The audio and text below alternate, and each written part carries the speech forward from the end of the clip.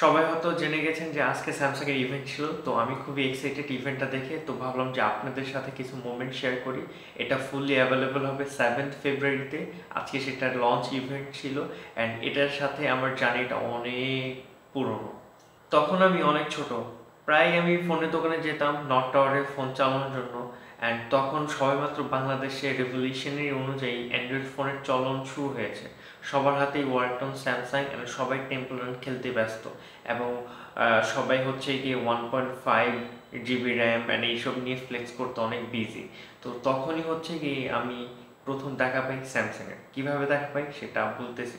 আমি একদিন রীতিমতো নামাজের পর ফ্রাইডেতে আমরা ফ্রেন্ডরা, ছোটবেলার যে ফ্রেন্ড অনেক চঞ্চল থাকে, তো আমরা হচ্ছে গিয়ে প্রতিনিয়ত হচ্ছে গিয়ে ফোনের শোরুমে যেতাম। কারণ আমাদের কারো কাছে ফোন ছিল না, বড় ভাইদের একটা দুইটার কাছে স্যামসংই ফোন ছিল, যেটাতে শুধু টেম্পল রান খেলতাম।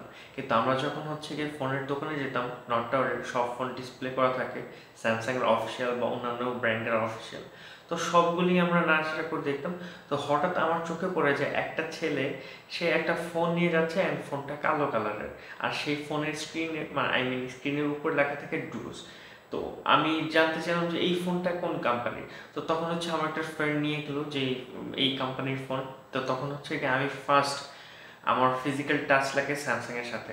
তো স্যামসাংয়ের সাথে যখন ফিজিক্যাল টাচ লাগে অ্যান্ড স্যামসাং ফোনটা যখন আমি ইউজ করি, তখন সেটার ওয়েট অ্যান্ড সেই ভাইব্রেন্ট কালারটা আমার চোখে এখনও বাঁচতেছে। ইভেন তো তখনই স্যামসাংয়ের যে ট্যাবগুলি, সেই ট্যাবে হচ্ছে কি বিভিন্ন ভেজিটেবলস কাটার যে ভিডিওটা, সেই ভিডিওটা আমার চোখে এখনও ভাসে।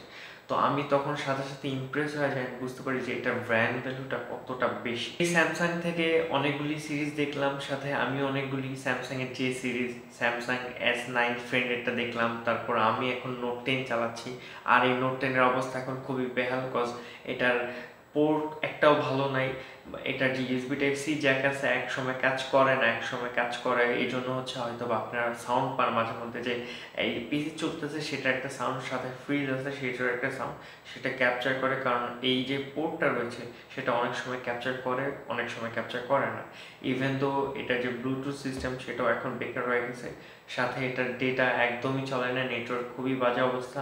আর মাইক্রোফোনটা হাতের থেকে পুরো একদম ফুলি চলে গেছে। S25 সিরিজে অনেক কিছু নতুন এসেছে, অনেক কিছু চেঞ্জেস রয়েছে। সেই চেঞ্জেসগুলি খুবই ইম্পর্টেন্ট আমার কাছে মনে হলো। যদিও আগের বারের মতো S24 যে সিরিজটা, সেটাতে এআই বেসড সব কিছু ছিল, এইবার এআই বেসড রয়েছে, কিন্তু সেটা থেকে অনেক আপার লেভেলে। আমার মনে হয় যে রেভলিউশনের ফোন হতে যাচ্ছে next S24 series. S24 ultra, S24 plus এবং S25 এর যে হচ্ছে গিয়ে বেস ভেরিয়েন্টটা রয়েছে সেটা। আমার চোখ বরাবরের মতোই S24 আলট্রাতে, সেটাতে রয়েছে টাইটানিয়াম বডি। এবং এটা প্রত্যেকবার যে যে স্লিম বডি বানানোর যে স্যামসাং একটা প্রতীক্ষা, আমার মনে হয় যে S25 এর এটা পূরণ হয়েছে। S24 থেকে S25 এর যে স্লিম বডি রেশিওটা, সেটা হচ্ছে ওয়েটের দিক থেকে 15 gram less than S24। Can you imagine? এতে রয়েছে 10 বিট HDR ভিডিও করা এবং ব্লগ ভিডিও নামে একটা নতুন ফিচার পেয়েছে। এটার সাথে আরও ফিচার রয়েছে, সেটা হচ্ছে ওশিয়ানের, যাতে প্লাস্টিক অ্যান্ড সব কিছু ডিটেক্ট করা যায় অ্যান্ড সমুদ্রের মধ্যে ভালো ফুটেজ দেওয়া যায়। ক্যামেরাতে রেভলিউশন লেভেলের চেঞ্জ বলতে পারি এবার হয়েছে।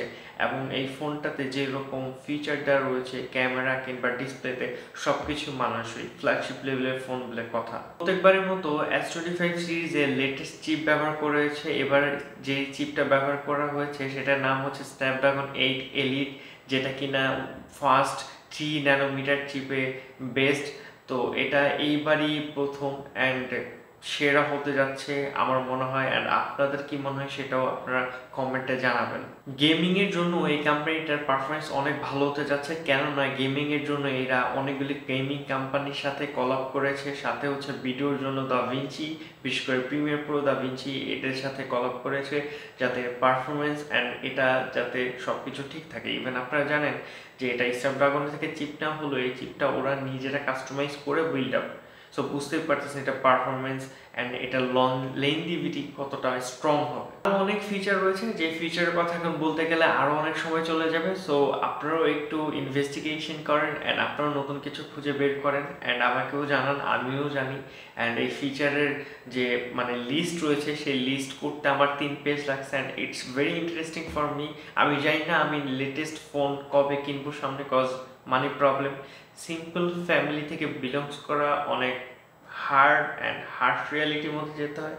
আমার ফোনটার মাইক্রোফোনের সব কিছু আরও অনেক আগে থেকে নষ্ট, বাট গেস ওয়াট, আমি ঠিক করতে পারিনি। বাট ইনশাআল্লাহ হয়তো বা সামনে কোনো একটা ফোন নেব অ্যান্ড সব কিছু মিলিয়ে স্যামসাং সেটা। শুধু স্যামসাং না, আমি এরকম না যে স্যামসাং লাভার, অ্যাপল লাভার এইসব নিয়ে, মানে আমার গ্যাজেট এনথুজিয়াজম আছে যারা আগের ভিডিওগুলি দেখছে, and I love gadgets. So আমার মনে হলো যে ব্যাপারগুলি আপনাদের সাথে শেয়ার করি, ভালো লাগবে। And this is piece.